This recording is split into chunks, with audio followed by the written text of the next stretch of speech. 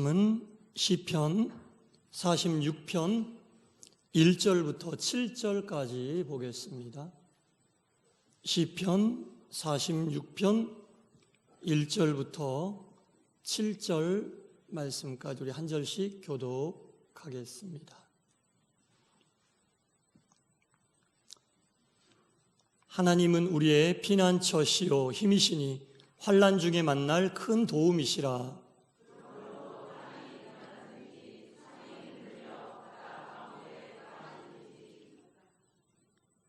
바닷물이 솟아나고 뛰놀든지 그것이 넘침으로 산이 흔들릴지라도 우리는 두려워하지 아니하리로다.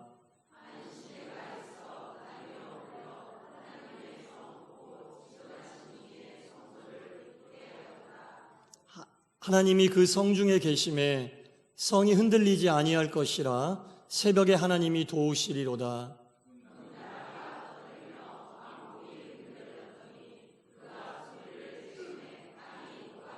다 같이 만군의 여호와께서 우리와 함께 하시니 야곱의 하나님은 우리의 피난처시로다. 아멘.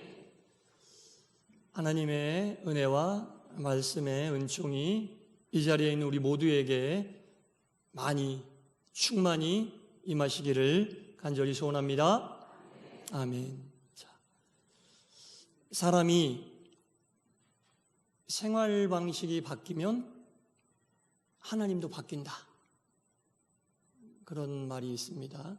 내 상황과 환경과 처지에 따라 하나님을 구하다가 내 상황이 바뀌면 내 상황에 맞게 하나님이 바뀌는 거예요. 이런 얘기입니다. 자동차 안에서 운전을 할 때에는 신호를 지키지 않는 보행자들이 너무 못마땅한 거죠.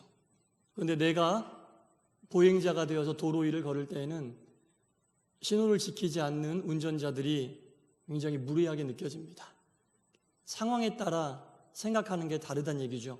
이렇게 상황이 바뀌고 환경이 바뀌고 처지가 바뀜에 따라 내가 바라고 원하는 하나님이 바뀌어지는 거예요. 나한테 맞게끔 하나님께 무언가를 구하고 나한테 하나님을 맞추려고 하는 이러한 모습들이 우리들의 삶 속에서 있지는 않은지 저는 말씀 준비하면서 많이 깨달았습니다. 네. 상황의 바뀜에 따라 내가 구하는 하나님의 모습도 바뀌어진다. 여러분, 하나님은 바뀌지 않으십니다. 내가 하나님께 맞춰야 되는 거예요. 네.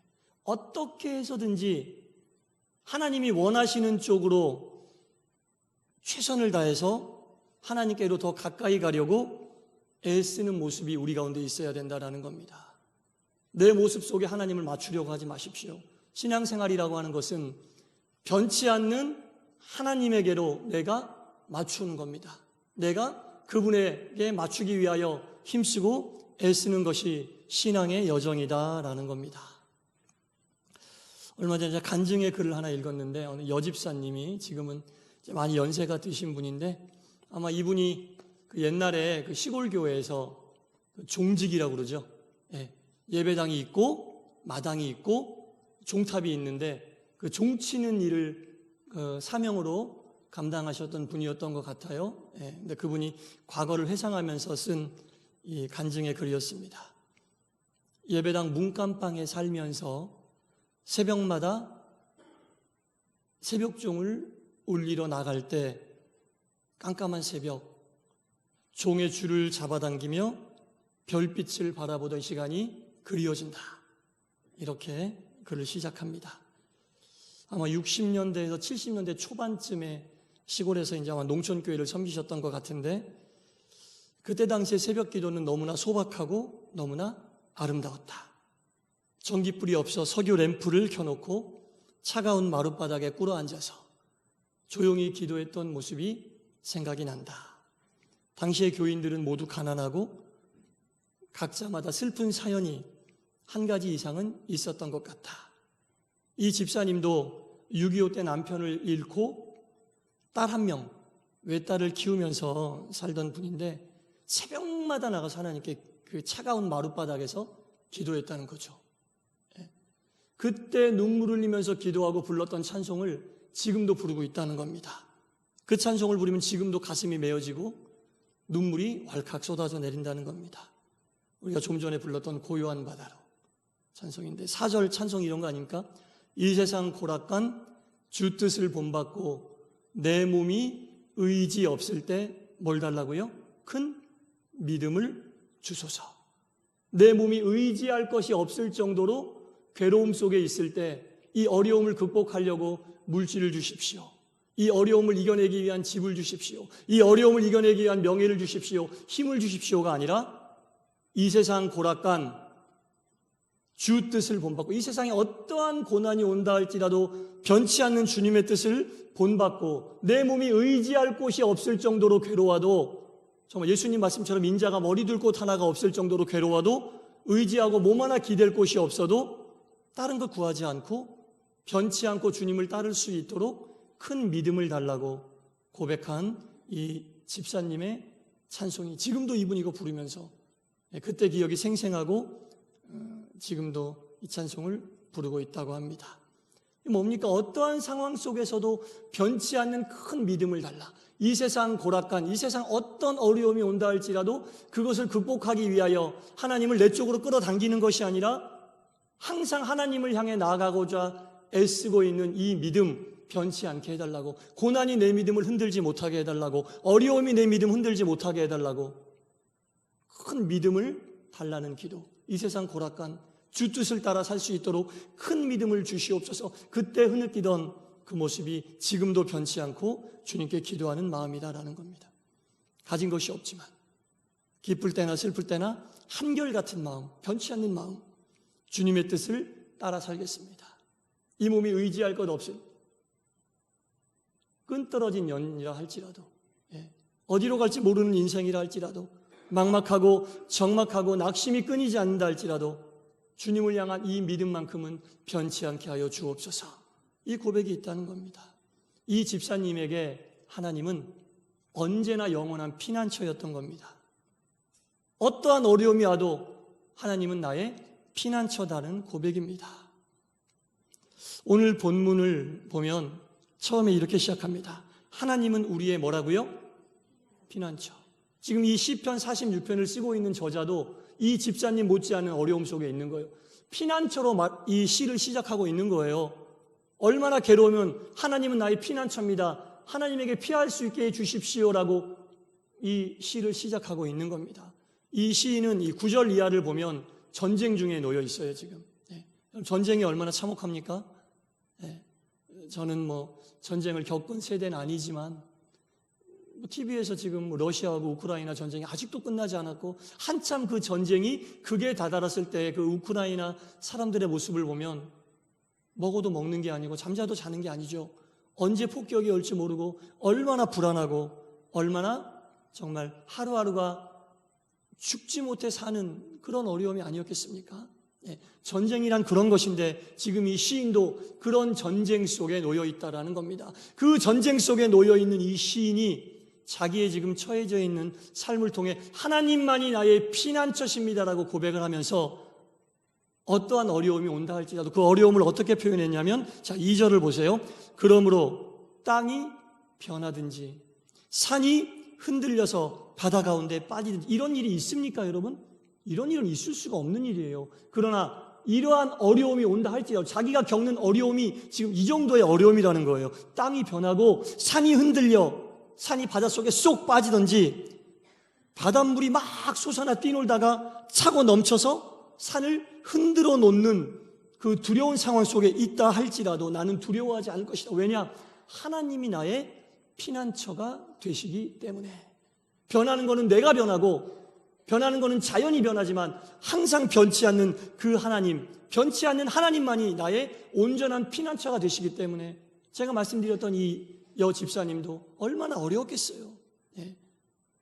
이 몸이 의지할 것 없을 때 정말 총칼을 든 전쟁은 아니었지만 하루하루의 삶이 전쟁과도 같은 삶이었을 겁니다. 남편 없이 자녀를 키우면서 가난한 그 시절을 눈물 흘리며 매일매일 주님 앞에 나와 주님이 나의 피난처 되십니다. 지금 나는 산이 흔들리는 어려움, 바닷물이 흉흉하여 산을 뒤덮는 어려움 속에 있지만 두려워하지 않습니다. 하나님만이 나의 피난처가 되시기 때문입니다. 이 고백이 시인의 고백과 일맥상통하고 있는 것 같습니다. 이 6절 말씀에 문나라가 떠들며 왕국이 흔들렸더니 이렇게 나오는데, 이것을 세번역 성경으로 읽으면 이렇게 됩니다. 민족들이 으르렁거리고 나라들이 흔들리는데, 이건 뭐냐면 나라와 나라가 치열하게 싸우고 분노하고 시기하고 전쟁을 한다는 얘기예요. 나라가 흔들린다는 얘기입니다. 그럼에도 불구하고 나라들이 그렇게 흔들리고 나라와 나라가 싸우려고 서로 으르렁거리지만 주님이 한번 호령만 하면 땅이 녹는다. 이 말씀은 무슨 말이냐면, 전쟁의 어려움과 두려움 속에 있다 할지라도 세상 권력 잡은 자들이 자기의 이익을 위하여 전쟁을 일으켜 많은 사람들을 괴롭게 하고 산이 흔들리고 바닷물이 흉흉한 두려움이 있지만, 만군의 주제이신 하나님께서 한 번만 호령하면 그 모든 땅이 다 녹아버린다라는 겁니다. 하나님만이 모든 것을 주관하시고 하나님만이 모든 것의 권세자이시고 하나님만이 모든 것을 행하시는 그분이라는 사실을 이 시인은 고백하면서, 그런 하나님이 나의 피난처 되신다는 겁니다. 이 두려움 속에서, 이 어려움 속에서 살고 있지만, 전쟁의 공포 속에서 살고 있지만, 만군의 주제 되시고 하늘을 지으시고 땅을 지으신 하나님만이 나의 피난처가 되심을, 하나님에 대한 절대적인 신뢰, 하나님만이 나의 온전한 피난처, 다른 어떤 것도 하나님이 주는 안정감은 줄 수 없고 다른 어떤 것도 하나님이 주는 평안함은 줄 수 없다. 오직 하나님만이 나의 피난처 되십니다라고 고백하고 있는 겁니다. 눈에 보이는 상황은 전쟁인데 그 속에서 하나님을 피난처로 고백하면서 하나님 품에 안기기를 원하고 있습니다. 하나님의 위로하심을 구하고 있는 겁니다.